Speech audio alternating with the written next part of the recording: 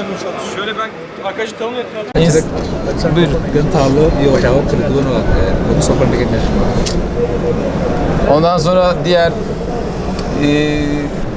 enerji teknolojileri projelerimiz var, biyoteknoloji projelerimiz var. waxyaabo mashruucyo aad u kala duwan baa meesha yaala oo xagga enerjiga iyo waxyaabo kale oo isku dhex jira. Uçan araba projemiz var, sürü... Evet, buyurun. Kaçta diyaarad gaari duulaya maaragtay sida meesha yaala. Onun yanında burada tabii teknoloji firmalarımız da var. Onların da bu yarışmaları onlar düzenliyorlar. Halkan waxaa kaloo ka soo qayb galay oo qabanqaabiye shirkadaha teknolojiga ayaguna door weyn ku lahaa. Sen şimdi Gulet kaç yaşında? Ticir var. 17. 17 yaşında. Burada da hem ortaokuldan hem liseden hem de üniversiteden ve üniversite üstünden gençlerimiz yarışıyor. Waxaa jira arday kala duwan oo intermediate-ka iyo iskuulka dhexe iyo secondary-ga ka Selçuk Bey Kole'de ülkenin desteği önceden beri var. Liselerde yetimhanesinde kalıyordu. 3 yıldan beridir yetim külliyesinde kalıyordu Somali'de. Biz tabii kendisini Twitter'dan duyurunca Evet. TİKA hesabı duyurdu herhalde. Videosunu yaptığı projeyi gördük. Türkiye'de uçak mühendisliği okuması için de biz çalışma başladık. İnşallah önümüzdeki dönemde Türkiye'ye getirip öğrenci olarak da bir kere uçağı görüp yapıyor bütün bunları. Yani daha önce bilme zaten yok. Bir kere uçarken görüyor, sonrasında bunları yapıyor. Liseyi bitirdi. secondary-ga ma dhamaysa. Halaas. Daha okuyor lisede. Daha başlamadı. Ya yani 8. sınıf. 8. sınıfta. 2 sene sonra o zaman. Evet. Biz bu sene sonra 8 ile bitiyorlar. Çok هي مغير هذا Ya. هي رقم بطل Ben Allah'ta biraz birkaç kelime istiyorum sana. Söylemek istiyorum. Tabii dinliyoruz. بينما تم جولات مهندس أوتشاك صوماليا Somali ku sharax kartaa بسم الله مقعي جولاد أنا عبدي waxaan imika maanta halkan inaan wax ka sifaysto qaab dhismeedka ama waxyaabaha ay ku kala kooban yihiin dhammaan aaladahan elektarooniga ka shaqeynaya diyaaradaha iyo baabuurta alxamdulilah inaan iyaga kale oo ka waaweyn soo saaran rajeynaya.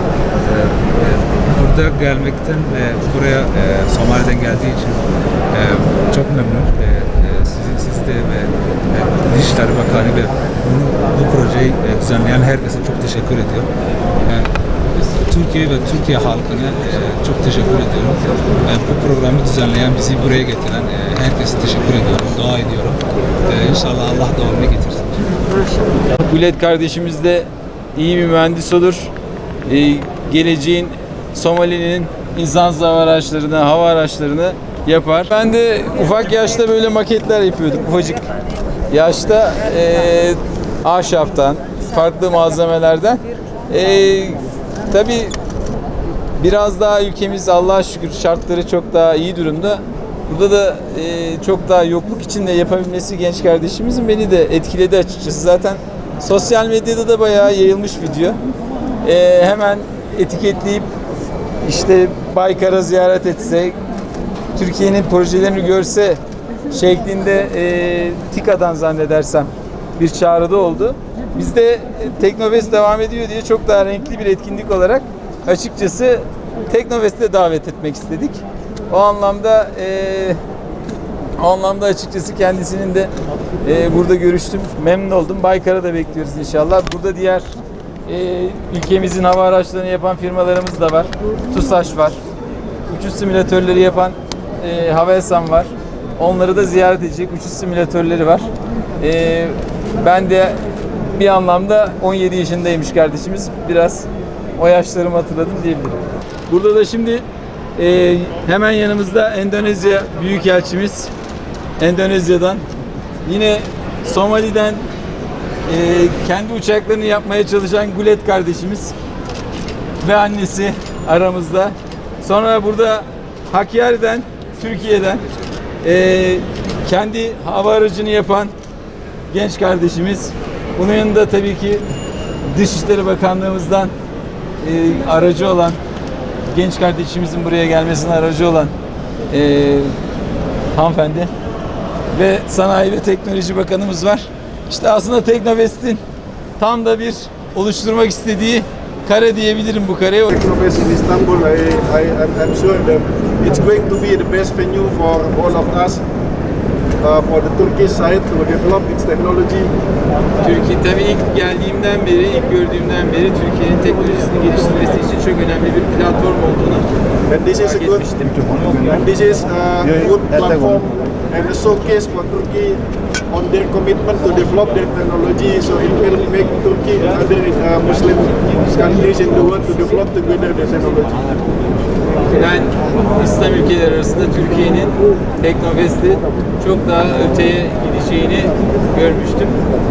I hope that this exhibition will continue to perform in the coming years. Umut ederim ki Teknofest her sene tekrar eder kendini.